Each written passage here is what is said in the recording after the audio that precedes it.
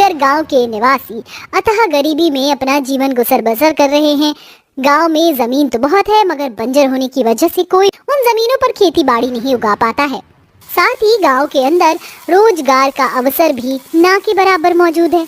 दुखियारी गांव वाले फिर भी हर दशा में एक दूसरे के दुख सुख में बने रहते हैं और प्रेम भाव से रहते हैं।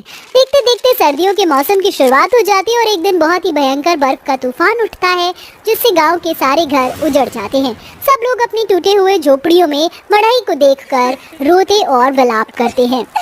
ये राम जी क्या हो गया, तनिका तनिका जोड़कर हम गरीब गांव वालों ने अपना घर तैयार किया तो हर एक ही झोंके में हमारा गांव उजड़ गया। अब हम कहाँ जाएंगे? चलिए सब लोग मुखिया जी के पास चलते हैं, अब तो उन्हीं का आसरा है। सारा गांव दुखी मन से मुखिया जी के पास आते हैं मगर उनका घर भी तूफान में उजड़कर मलबा बना हुआ था। सबकी आशाएं टूट गई थी। गांव में उस पुराने पेड़ के अलावा कुछ भी नहीं बचा था। हे भगवान, ये ठंड सही नहीं जा रही है। चलो सब लोग पेड़ के नीचे चलते हैं। सब लोग पेड़ के पास आते हैं तभी मुखिया जी पेड़ को एकटक निहारते हुए बोलते हैं, क्यों ना हम सब लोग इस पेड़ पर बस जाए। इस बार इस कच्ची जमीन पर घास फूस का घर बनाने से बढ़िया हम इस पेड़ पर ही बस जाए। मगर मुखिया जी, ये पेड़ पुरखों के जमाने से हमारे गांव में है, अंदर से खोखला होगा, इस पर बड़ी मुश्किल से कोई एक ही परिवार ही बस सकता है और पता नहीं ये पेड़ उसका भी भार सह पाएगा कि नहीं। बेहतर यही रहेगा कि हम इस पेड़ की शरण ले लें। दिन रात की बर्फीली बारिश से पूरे गांव की जमीन बर्फ की चादर में ढक जाती है और ठंड से बूढ़ों से लेके बच्चों तक का रोम रोम सिहर उठता है। माँ, मुझे ठंड लग रही है, क्या हमारी मदद करने के लिए कोई नहीं आएगा? हम सब मर जाएंगे। नहीं मेरे लाल, हम नहीं मरेंगे।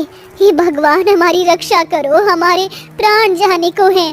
पूरे गांव वालों के गुहार लगाने पर पेड़ के तने से गर्म हवा निकलने लगती है जिससे सब अचंभा करने लगते हैं।